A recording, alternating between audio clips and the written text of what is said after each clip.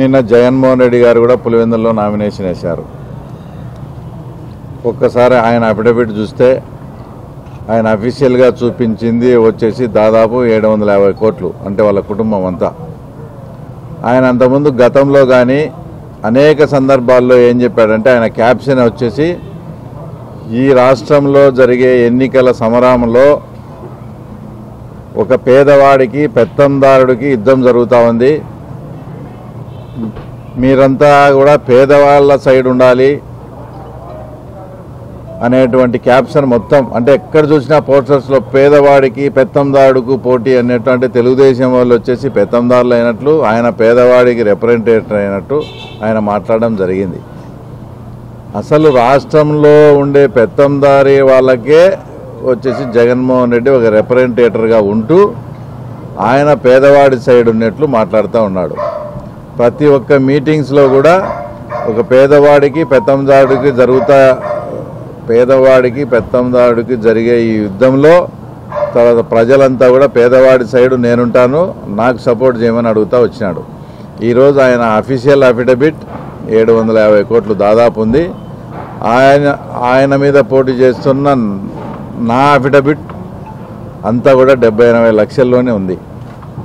అంటే ఇప్పుడు ఆయన ప్రకారమే ఆయన చెప్పినట్లుగానే, అంటే ఇక్కడ పేదవాడు ఎవరు వచ్చేసి పెత్తందారుడు ఎవరు, ఒక్కసారి పులివెందుల ప్రజలు కానీ రాష్ట్ర ప్రజలు కూడా ఆలోచన చేయండి.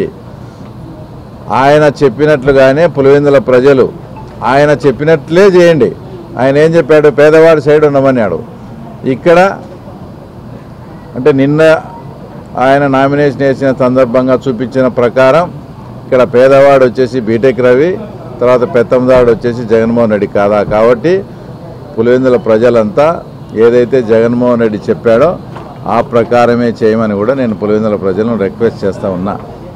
తర్వాత నిన్న జగన్మోహన్ రెడ్డి గారు పులివెందుల్లో మాట్లాడుతూ చాలా అసభ్యకరంగా, చాలా నీచంగా లాస్ట్కు వాళ్ళ చెల్లెళ్ళు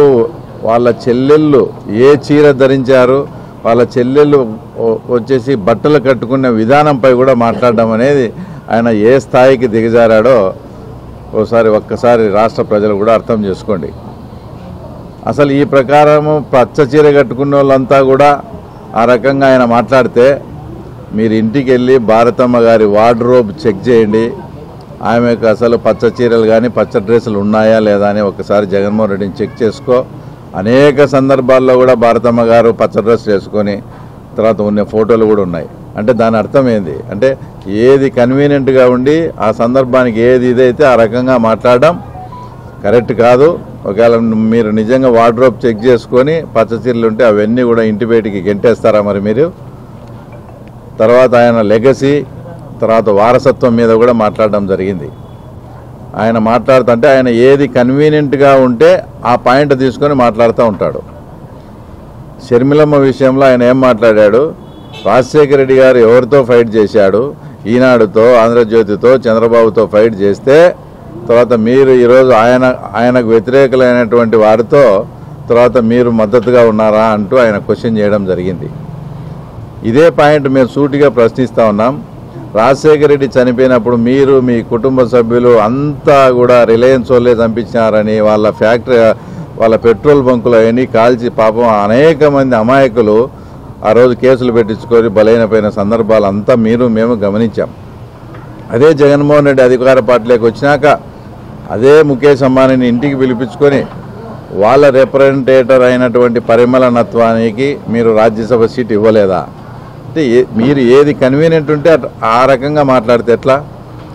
ఇంకో పాయింట్ ఏంటంటే, ఇట్లా వీళ్ళ మీద ఫైట్ చేస్తున్నాడు మాది అది ఇదని చెప్పుకునే మీరు, అంటే వారసత్వం గురించి వచ్చినప్పుడు చెప్తున్నాను. వారసత్వం అనేది రాజశేఖర రెడ్డి ఏ పార్టీలో ఉండి ఫైట్ చేశాడు, ఏ పార్టీ అభ్యున్నత కోసం ఫైట్ చేశాడు, ఎవరిని ప్రధానమంత్రి చేయాలని ఆయన ఫైట్ చేశాడు? రాహుల్ గాంధీని ప్రధానమంత్రి చేయాలి. ఆయన ఉన్నెన్నాళ్ళు కాంగ్రెస్ పార్టీలోనే ఉన్నాడు. అదే కాంగ్రెస్ పార్టీలకి ఈరోజు షర్మిలమ్మ ఉంది కాబట్టి ఆమె లెగసీ కోసం మాట్లాడడంలో ఫైట్ చేయడంలో అర్థం ఉంది.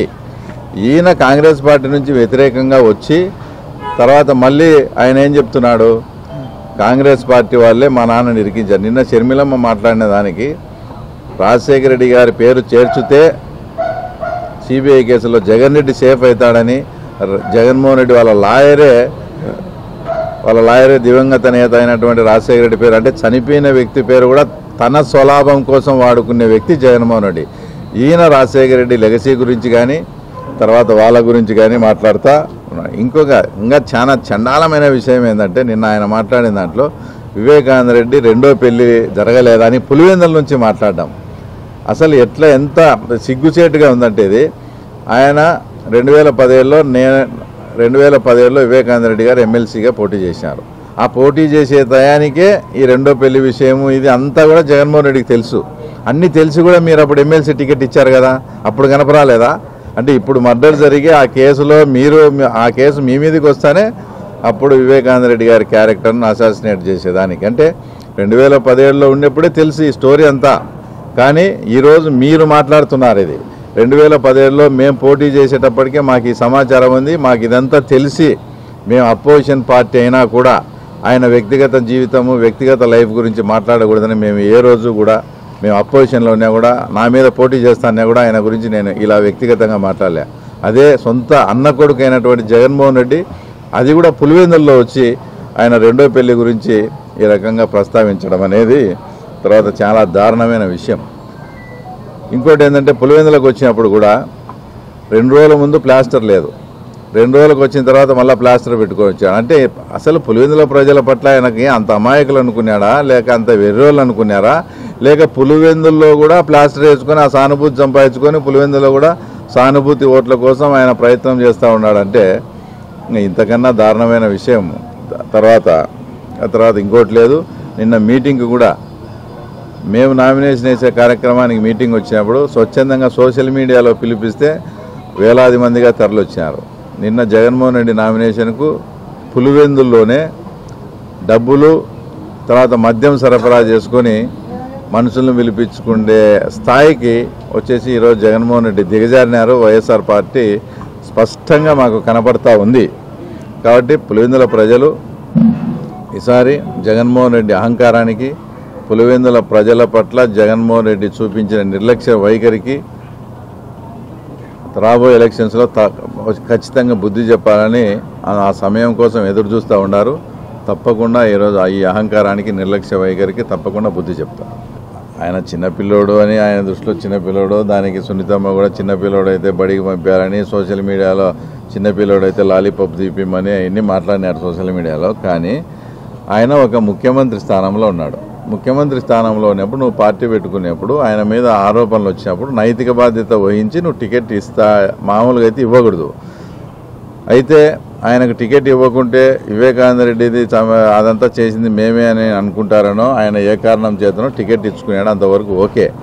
ఒక సిబిఐ భారతదేశంలోనే అత్యున్నతమైన దర్యాప్తు సంస్థ సిబిఐ వాళ్ళు అతన్ని అక్యూజ్డ్గా చేర్చి ఇతని పాత్రే ఉంది, ఇతనికి ఆ టయానికి అన్నీ కూడా ఫోన్ కాల్స్ పోవడము, ఎవరైతే A1గా ఉన్నాడో గంగిరెడ్డి కాల్ నుంచి ఇతనికి రావడము, ఈ రకమైన ఫోన్ కాల్ డేటా కూడా తీసినా కూడా ఇంత స్పష్టంగా భారతదేశంలో ఉండే అత్యున్నతమైన దర్యాప్తు సంస్థ చెప్పినప్పటికీ కూడా అతన్ని పక్కన పెట్టుకొని ఇతను చిన్నపిల్లాడు, ఇతనికి సంబంధం లేదని జగన్మోహన్ రెడ్డి ఏ రకంగా సర్టిఫికెట్ ఇస్తాడు? అది ఒక ముఖ్యమంత్రిగా ఆయనకు అవగాహన లేక వచ్చేసి చాలా చీప్గా అది వెనకేసుకొచ్చేదానికి మాట్లాడుతున్నాడు. కానీ అది చాలా చాలా ఘోరమైన అతను చేసిన తప్పది. ఒక సిబిఐ సంస్థ దర్యాప్తులో ఈ రకంగా తేల్చి చెప్పినప్పుడు ఒక ముఖ్యమంత్రి హోదాలో ఉండి ఈయనకేం సంబంధం లేదని ఈయన ఓన్ సర్టిఫికెట్ ఇవ్వడం అనేది అది ప్రజాస్వామ్య వ్యవస్థలో కానీ న్యాయ వ్యవస్థలో కానీ చాలా తప్పు.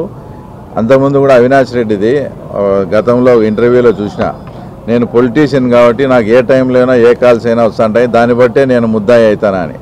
మీరు పొలిటీషియన్ కావచ్చు, ఏ టైంలో అయినా వస్తాయి కావచ్చు, మీకు కాల్స్ రావచ్చు, కానీ ఆ రోజు కాల్ డేటా గూగుల్ టేక్అవుట్లో మీరు చేసిన కాల్స్ ఉన్నాయి. అది అవినాష్ రెడ్డి గుర్తించకపోవడం ఆ చిన్న పాయింట్. ఎక్కడైనా నువ్వు ప్రజాస్వామ్యంలో ఎంపీగా ఉన్నప్పుడు నీ కాల్స్ వచ్చాయనేది అది ఓకే, ఎవరైనా దాన్ని కాదనిలేము. కానీ ఆ రోజు ఫోన్ కాల్ డేటాలో 12:30 తర్వాత 5 గంటల మధ్యలో అవినాష్ రెడ్డి దాని నుంచి కాల్స్ పోయిన సందర్భాలు ఉన్నాయి. అదంతా కాల్ డేటా కూడా తీసినారు. కాబట్టి ఇవన్నీ వాళ్ళు ఎంత బొంకినా కూడా జగన్మోహన్ రెడ్డి ఇంకా విధి లేని పరిస్థితుల్లో అతనే దానికంతా కర్త కర్మ క్రియ కాబట్టి అతను వెనుకేసుకొస్తాడు. అతను ఆ రకంగా చిన్నపిల్లాడని అమాయకుడని సర్టిఫై చేస్తా ఉన్నాడు. అది వాస్తవంగా ఆయన అలా మాట్లాడకూడదు. అది న్యాయ వ్యవస్థకే పెద్ద మచ్చ.